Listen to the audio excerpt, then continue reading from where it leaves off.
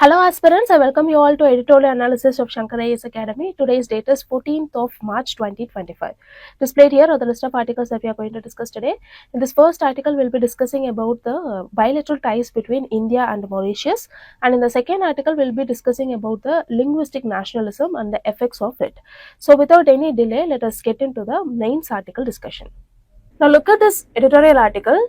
The title of the article reads Old Ties, New Priorities. The article is actually talking about India-Mauritius relationship. Now currently it is in news because our Prime Minister, he has actually visited Mauritius this week. So from the mains perspective, we have to learn about the bilateral tie between the two countries. Before that, we shall start about the historical ties between Mauritius and our country. See, we had earlier connection in the 18th century itself. During the British administration, we had the artisans has been arrived from regions like Pondicherry and Tamil Nadu around 1730 to Mauritius. And apart from that, lot of inundator labors. Here, this term is a very important term, and it has already been asked in mains. So what does this term inundated labor actually means is, imagine you're a person and you will be taken to a particular location, and in turn of repaying a particular debt, you will be asked to work in that particular location.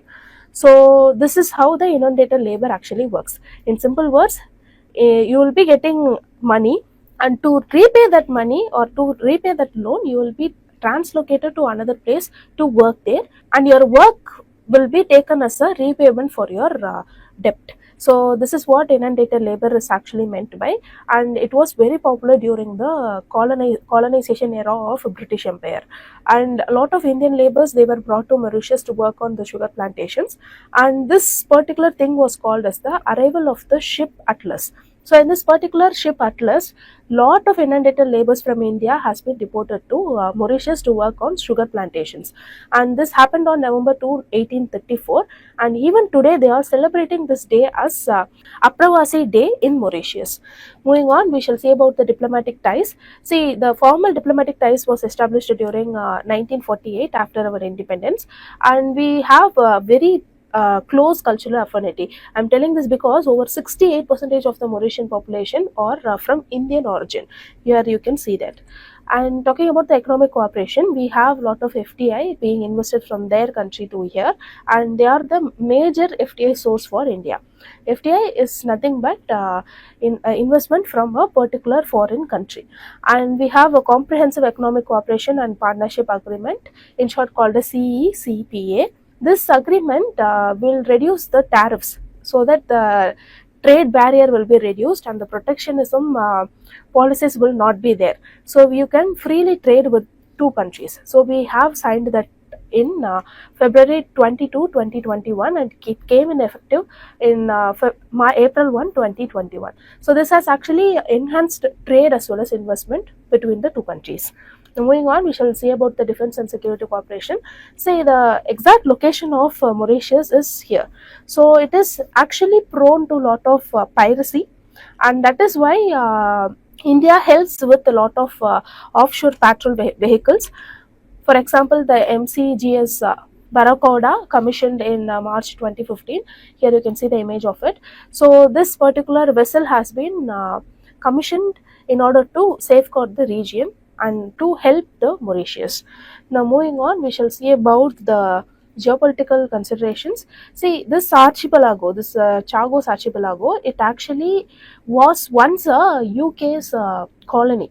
So what happened is, even today they are asking for independence, and even today the UK is not giving the sovereignty rights to the particular island.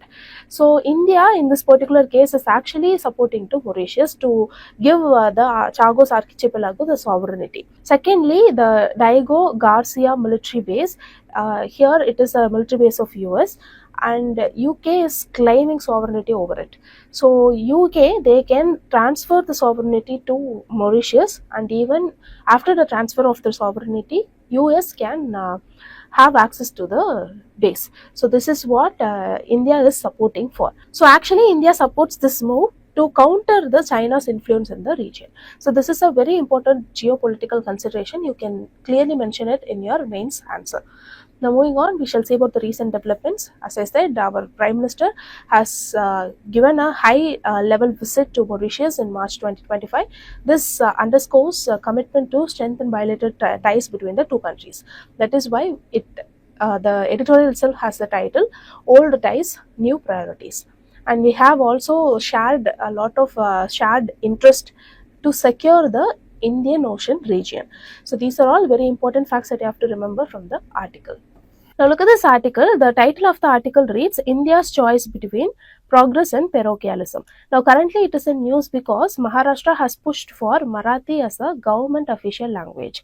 Now this has triggered linguistic nationalism. Why? Because the intention behind this particular move is not correct.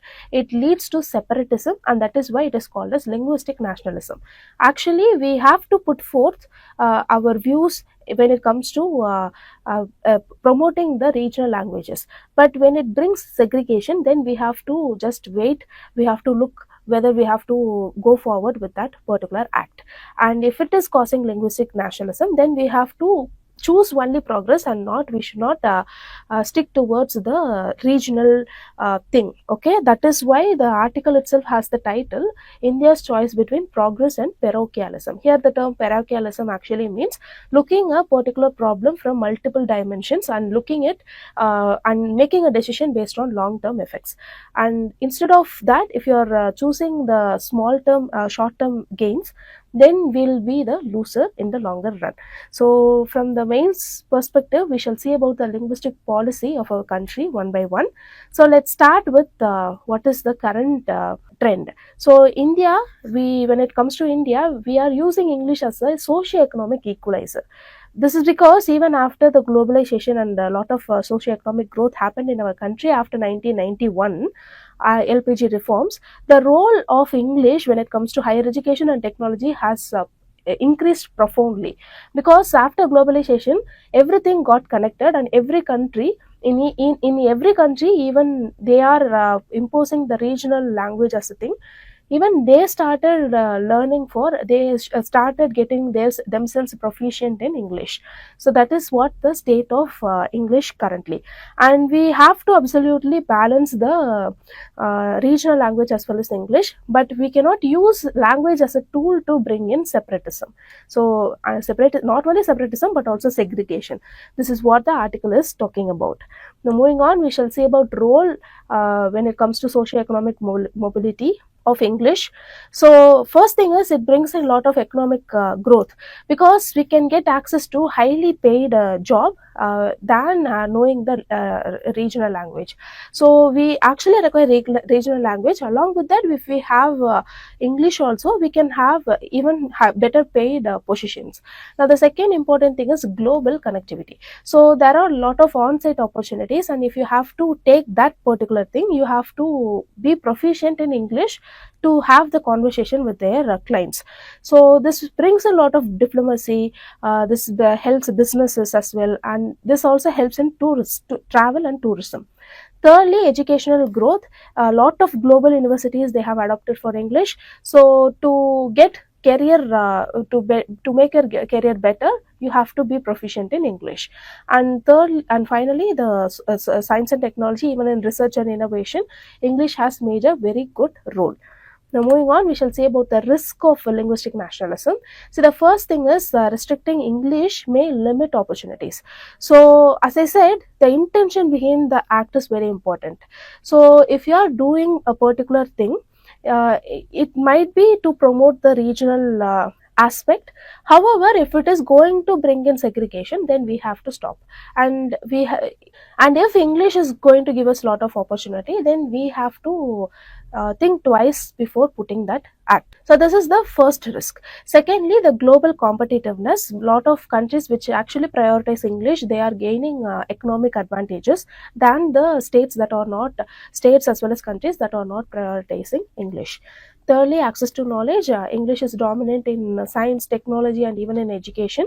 And there is a very famous say, I have said it a lot of times: sun never sets in British Empire. This is because around the world, English had all the colonies around the world, and wherever they go, British, they brought their they took their language, culture, their education pattern, their administrative pattern to all their colonies. And that is why this phrase, sun never sets in British Empire, has actually emerged.